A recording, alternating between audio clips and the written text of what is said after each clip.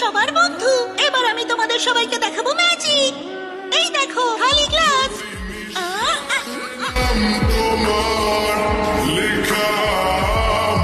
আমার বাবা তো এর থেকেও ভালো একটা খরগোশের ম্যাজিক জানে।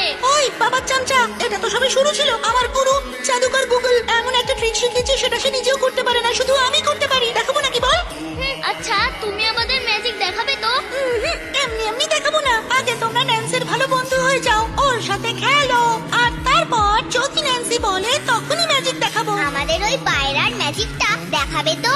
হ্যাঁ, সেটা তো ছোট ম্যাজিক, তার থেকেও বড় দেখাবো। আমাদের কোন ম্যাজিকটা দেখাবে বলো না।